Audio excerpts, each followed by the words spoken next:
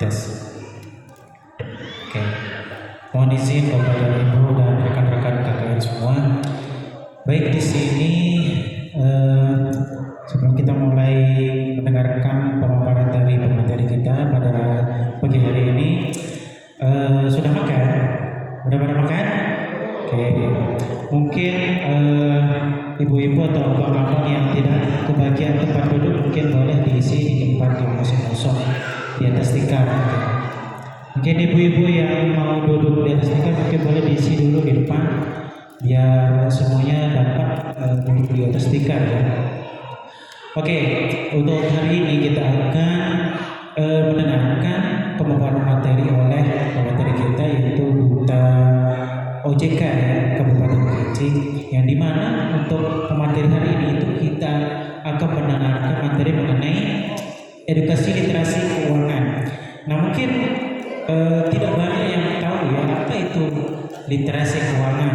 Nah jadi literasi keuangan itu pengetahuan atau ilmu yang dimana perilaku seseorang untuk meningkatkan kualitas pengambilan keputusan dalam mengelola keuangan pastinya, yang dimana nanti kita akan diajari beberapa ilmu mengenai keuangan, bagaimana keuangan itu harus disimpan, bagaimana jikalau kita memiliki uang nih, kita simpan uang itu, lalu jikalau kita sudah menyimpan uang itu dan dikemanakan uang itu seharusnya. Nah bagaimana pada intinya literasi keuangan ini mengajarkan kepada kita bahwa bagaimana kita itu bijak dalam mengelola keuangan, kurang lebih seperti itu. Baik, karena pemateri sudah menulis CV-nya, saya akan membacakan kurikulum vitae atau biodata singkat dari pemateri. Baik, nama pemateri kita hari ini adalah Dafiar Syarif ME.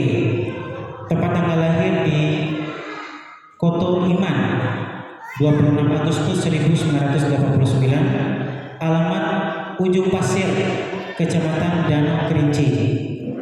Hobi bola kaki. Nomor WA 0421 8633 6206. Riwayat pendidikan beliau SMA di MAN 1 Sungai Penuh, S1 beliau di IAIN Kerinci, S2 beliau di UIN Imam Bonjol Padang. Pengalaman organisasi beliau di Pergerakan Mahasiswa Islam Indonesia kita PMI. Oke. PMI. Pengalaman organisasi kedua beliau anggota dosen ekonomi syariah. Pengalaman ketiga beliau anggota dosen perbankan syariah.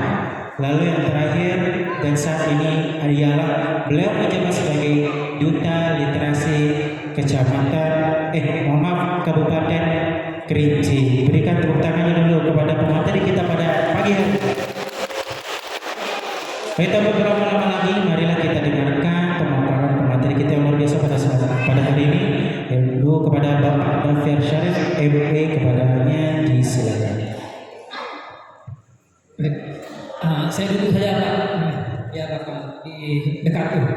Baik, bismillahirrahmanirrahim.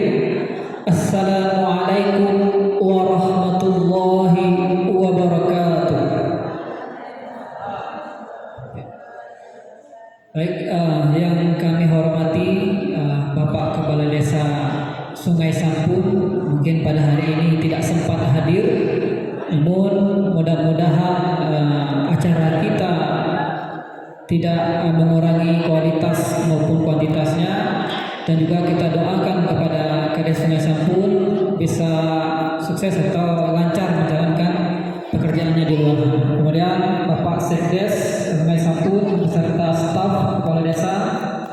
dan juga mahasiswa KKN di Desa Sungai Sampun, dan juga terutama kepada masyarakat Sungai Sampun, baik ibu-ibu maupun bapak-bapak yang sempat hadir pada hari ini.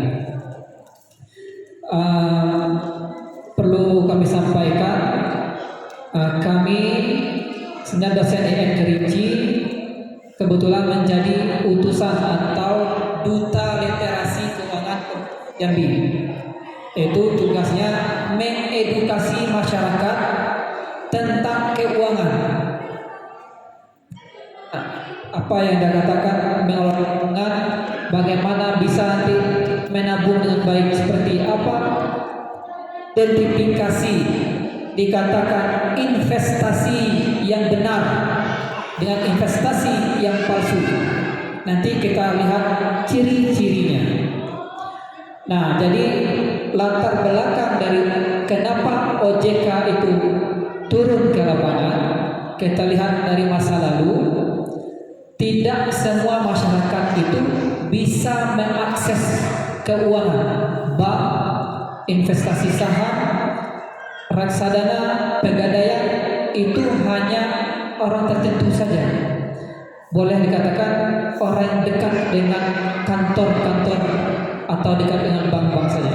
Itu zaman dulu. Dan tidak imbang rasanya pada saat sekarang ini. Hampir semua masyarakat baik di kota maupun di desa sudah bisa mengakses keuangan dengan gawai HP. Mau daftar bank cukup di HP juga bisa. Banyaklah nama hasilnya.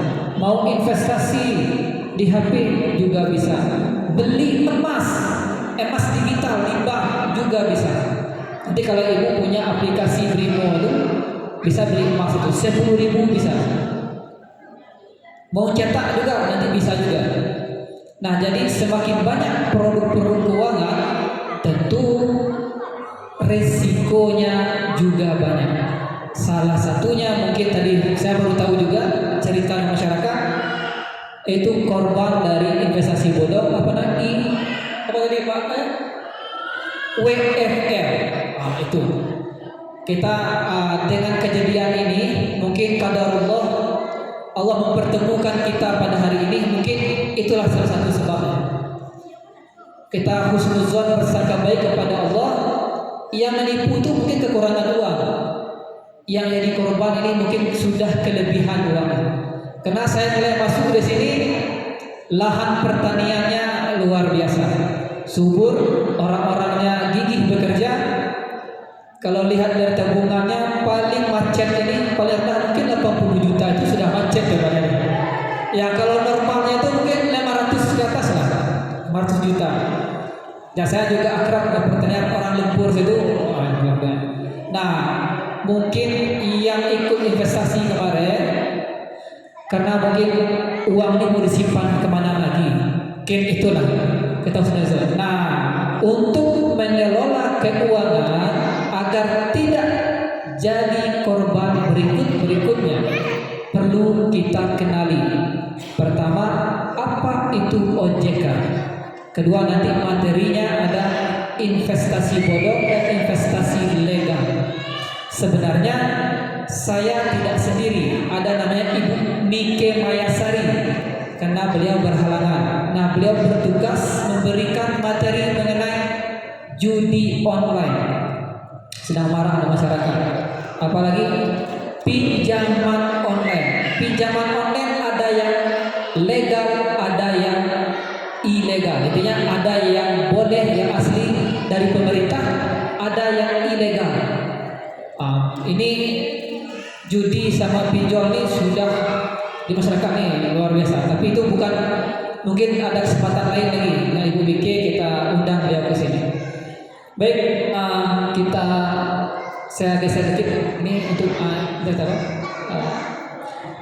kita mulai memperkenalkan OJK dulu. Jadi OJK ini next oke. Itu Otoritas Jasa Keuangan. Apa itu otoritas? Otoritas hak kuasa yang diberikan kepada lembaga jasa pelayanan sebagainya tentang keuangan. Nah, ini salah satu bentuk dasar hukumnya. Dulu lembaga keuangan itu ada bank, ada asuransi, koperasi, pokoknya yang mengumpulkan uang dari masyarakat itu diawasi oleh Bank Indonesia. Sedangkan bagian dari yang non bank kayak asuransi, pegadaian itu diawasi oleh Kementerian Keuangan. Nah, itu dulu. Sekarang bergeser, semua yang menaungi keuangan apapun itu diawasi oleh satu pintu saja, namanya Otoritas Jasa Keuangan. Oke, silakan lanjut. Nah, ini bentuk-bentuk prosesnya mulai dari 2011 pengesahan undang-undangnya sampai 2014 pengalihan kekuasaan dari perbankan dari BI ke OJK. Selesai sampai pada saat sekarang. Oke, silakan. Nah, ini dia fungsi dan ruang OJK-nya, mengawasi semua kegiatan uang itu diawasi, termasuk kegiatan investasi apapun itu. Sektor bank ada bank umum, termasuk juga bank syariah. Mungkin bank syariah ini masih kurang populer, tapi di Sungai Penuh, kota Sungai Penuh sudah ada satu. Sektor pasar modal. Nah, sektor pasar modal ini sama tadi, investasi. Kita beli saham boleh, saham misalnya apa nih? PT Indofood misalnya.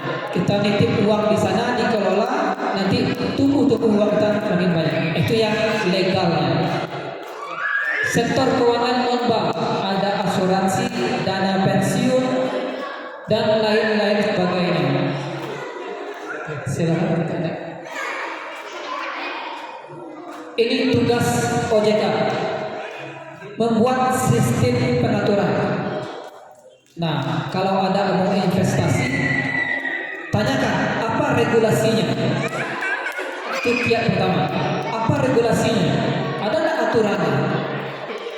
Kalau di bank ada aturan dari BI, ada aturan dari OJK. Nah, itu yang harus dipakai. Kemudian sektor perbankan mengawasi baik bank umum tadi maupun bank syariah, sektor pasar modal maupun sektor non bank. Oke, lanjut. Nah, ini tugas OJK tadi, membuat regulasi. Kemarin kita ambil contoh, misalnya ada orang yang ingin membuat investasi, minta uang kepada masyarakat, tanyakan apa regulasinya, apa aturannya, punya ada aturan, punya izin tidak. Kemudian melindungi yang korban itu. Kita bilang saya nabung nih, tahu rekening saya berkurang, nggak tahu sebabnya. Nah, OJK tanggung jawab, OJK bertanggung jawab atas kasus itu, bisa dilaporkan dan OJK siap turun ke lapangan menginvestigasi. Nah, ini dia melakukan pemeriksaan, dia diperiksa.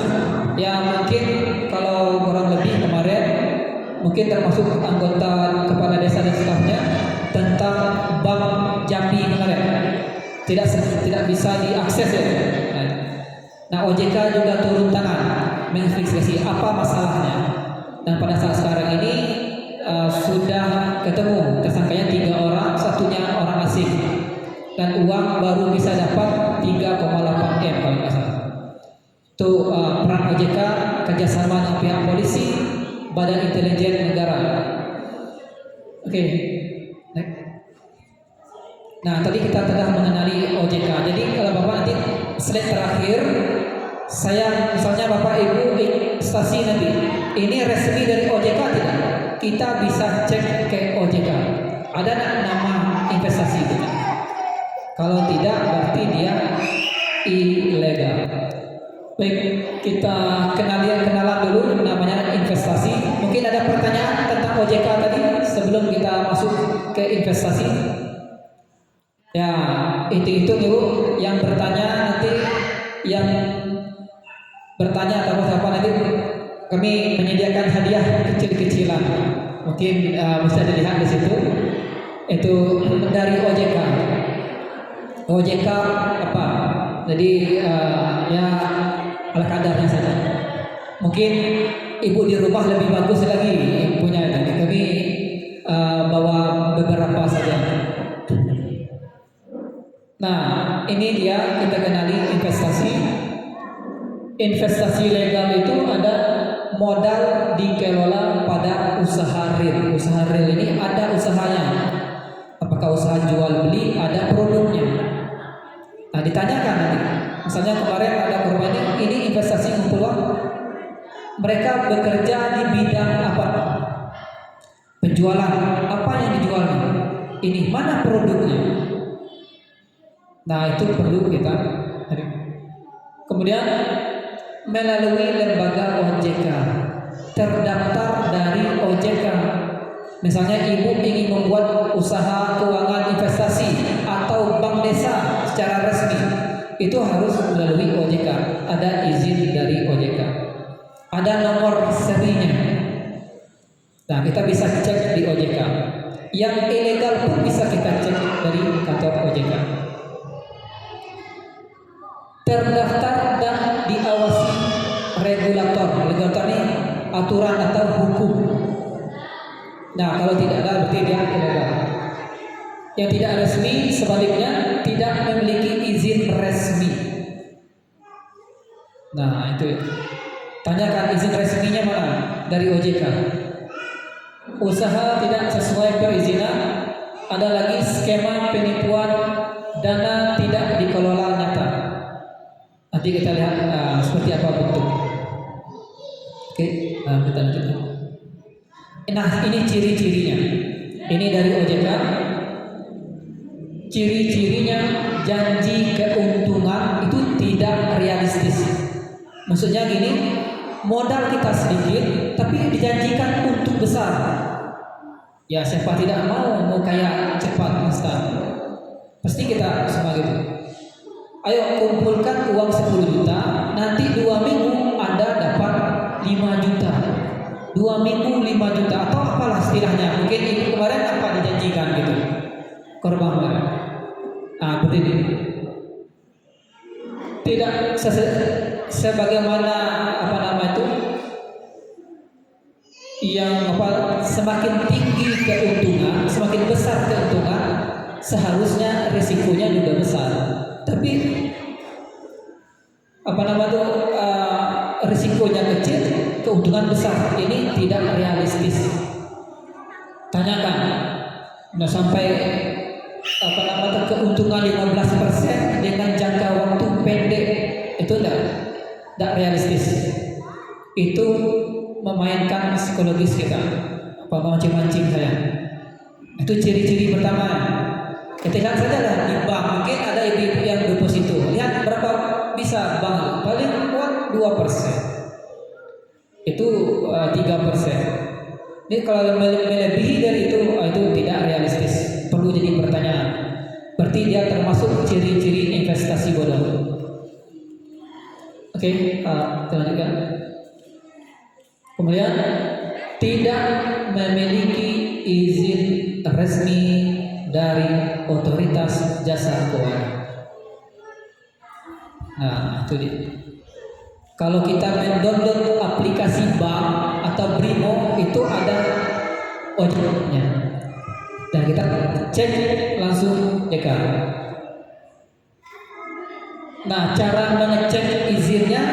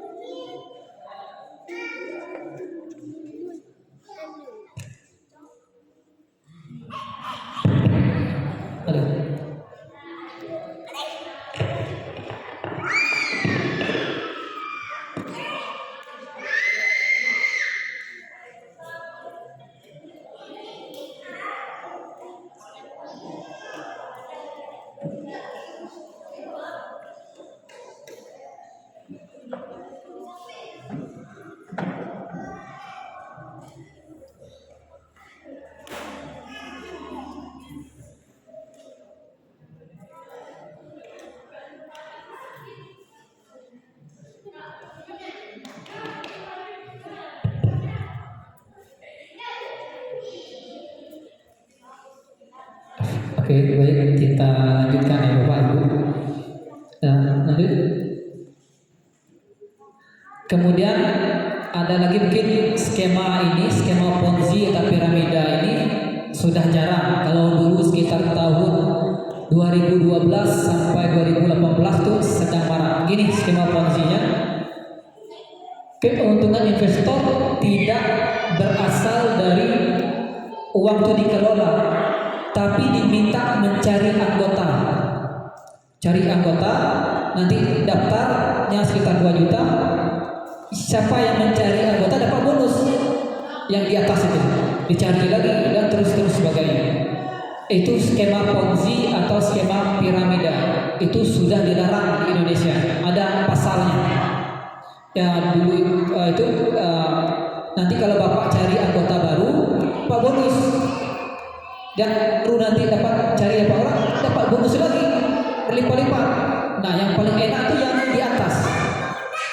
Dapat bonus. Oke, lanjut. Nah, ini dia skema Ponzi itu. Undang-Undang Nomor 7 Tahun 2018. Nah, ini sudah ada yang menentukan skema Ponzi atau skema piramida atau money game.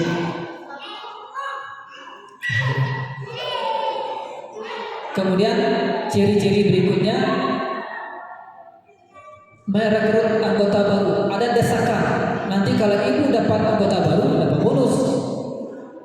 Semakin banyak orang nanti kita semakin ini. Nah, itu salah satu ciri investasi bodong. Kalau investasi yang real, nanti itu tidak ada hal seperti ini. Mendesak mencari anggota. Nah, oke, kita lanjutkan. Adanya tekanan waktu terbatas. Anggotanya, penerimaan anggota sampai hari ini, sampai tanggal sekian. Dan juga bonus yang instan. Dapat 1 orang bonusnya besar. Secara real, logika kita, dari mana bonus dia dapatkan itu? Kenapa dengan mudahnya mendapatkan bonus? Nah, itu jadi pertanyaan. Nanti salah satunya bonus besar tadi juga sebagai ciri-ciri investasi bodong. Nah, ini juga nih sering memanfaatkan nama tokoh, artis, ustadz. Dia berfoto, oh ini terpercaya nih, investasi kami digunakan oleh Bapak Bupati, misalnya Bapak Kapolres Padahal itu hanya foto saja. Kalau investasi bermain investasi dia tidak, malah punya label itu, bahkan dilarang. Kalau pasar saham sekarang ini kita beli itu dilarang membawa-bawa orang-orang ternama, karena nanti bisa bikin masyarakat itu targetnya satu saja. Oke, salah satu. Kita lanjutkan. Nah, ini sekarang nih modusnya itu penyamaran aktivitas sehari-hari. Pertama, nonton dracin, drama Cina. Itu kalau mau nonton episode selanjutnya harus bayar. Nanti kalau ingin tambah lagi. Nah, itu juga sudah dilarang. Nanti kita lihat kasusnya. Kemudian nonton iklan. Nah, nonton iklan, habis nonton iklan nanti dapat uang. Karena ada itu. Saya pernah coba, saya sendiri pengalaman itu sekitar 2015. Nonton iklan dapat uang, ya, karena masih muda nonton. Dan itu cuma dapat 2.000, 3.000. Itu sudah nonton iklan paling sangat banyak. Solusinya kalau mau dapat uang banyak, isi saldo dulu. Nah, itu dia. Kalau isi saldo nanti naik level. Kalau sudah naik level, sekali nonton dulu itu, kalau belum isi saldo, satu video iklan dapat 1.000. Kalau sudah ngisi saldo, bisa sekali nonton itu dapat 5.000. Tambah lagi, naik level lagi. Akhirnya saya untung cuma 200.000 saja. Mau narik, banyak alasan. Mau narik syaratnya isi lagi, bayar ini, bayar Akhirnya saya diam saja. Dan pada hari ini baru tahu, oh ternyata itu penipuan. Kemudian membuat akun e-commerce. E-commerce ini membuat dia ada jualan online padahal itu tidak ada. Ini ada juga. Copy trading crypto. Crypto ini mungkin jarang di masyarakat karena itu Bitcoin. Saya pun kurang paham juga bagian itu. Oke, kita lanjutkan. Ini dia. Awas penipuan gaya baru. OJK blokir ratusan ribu rekening terkait modus drama Cina.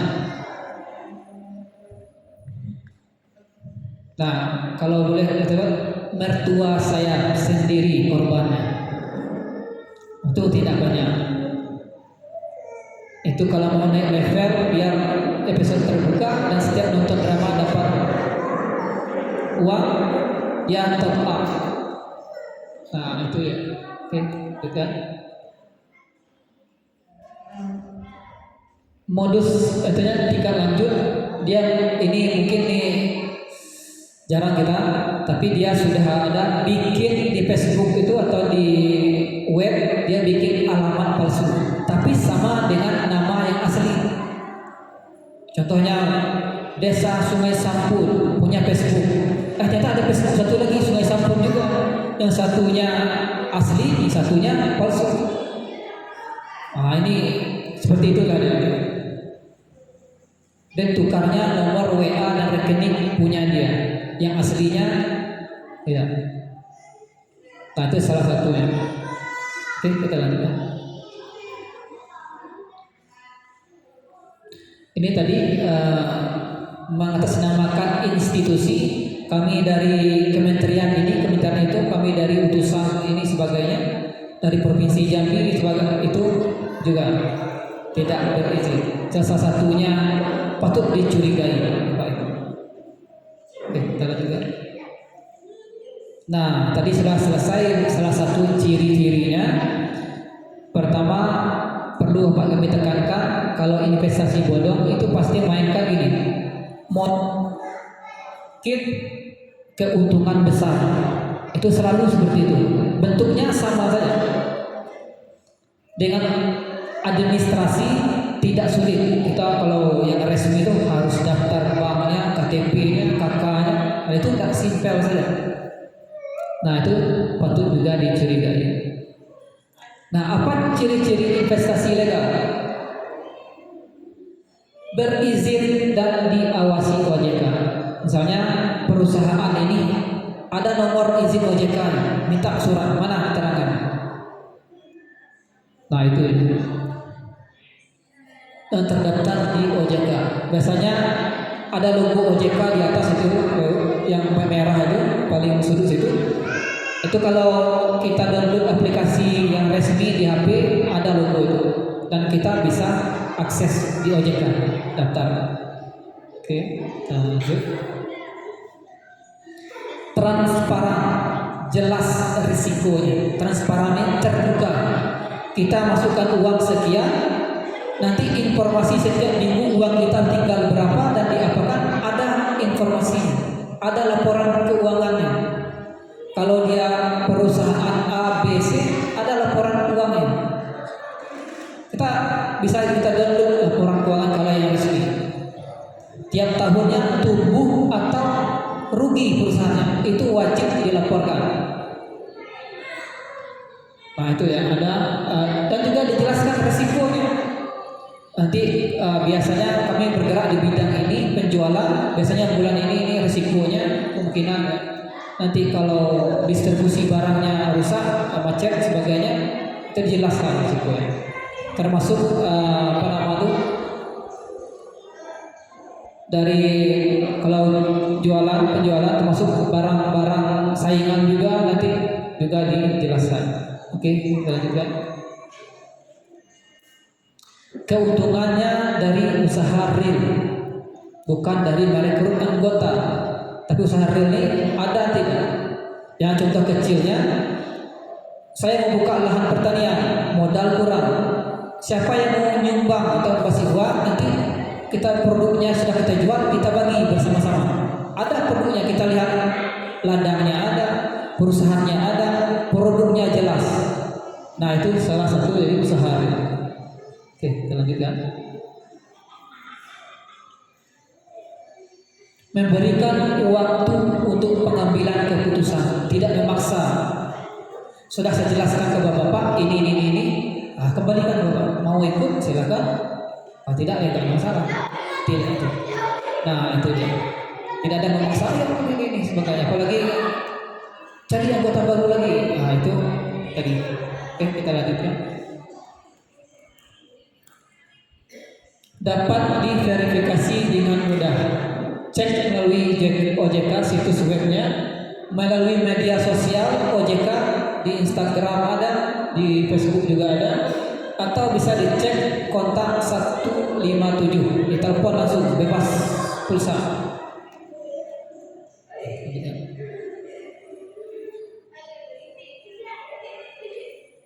Pemasaran itu sesuai dengan regulasi. Nah dia harus sesuai dengan regulasi, sesuai aturan. Oke, kita lihat.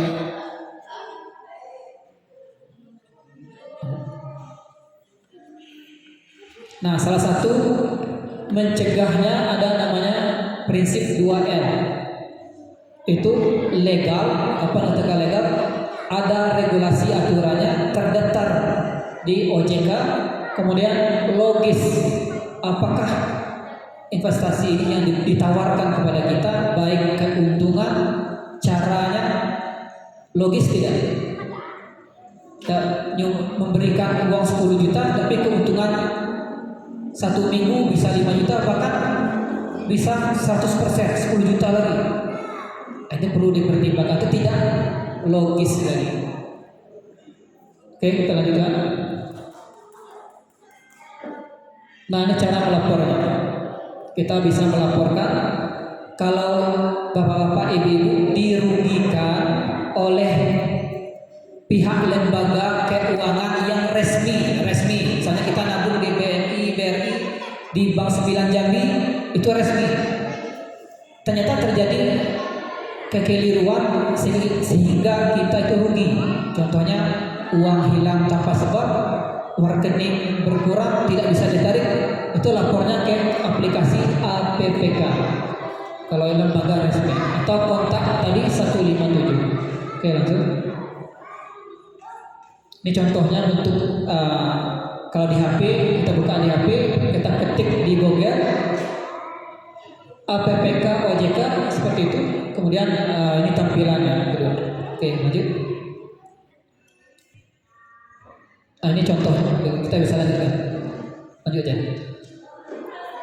Nah ini anti scam kalau penipuan digital. Tolong kirim kode OTP atau kita transfer ke sini. Ini dilaporkan melalui IASC atau Anti Scam Indonesia Anti Scam Center. Next. Ini kurang lebih bentuknya seperti ini. Kita cari di Google. Oke, kita lanjutkan. Lanjut ya. Nah, yang terakhir, lapor via Satgas Pasti. Kalau kita ditipu mengatasnamakan investasi bodong atau pinjaman online yang ilegal. Nah, ini ilegal. Segera laporkan lewat aplikasi Si Pasti namanya. Kita lanjut. Terus, oke. Ini kurang lebih itu materi yang bisa saya sampaikan. Mungkin selanjutnya ada bapak-bapak atau ibu-ibu yang ingin bertanya tentang materi tadi semuanya nanti. Insya Allah kami akan menjawab sesuai kami bisa.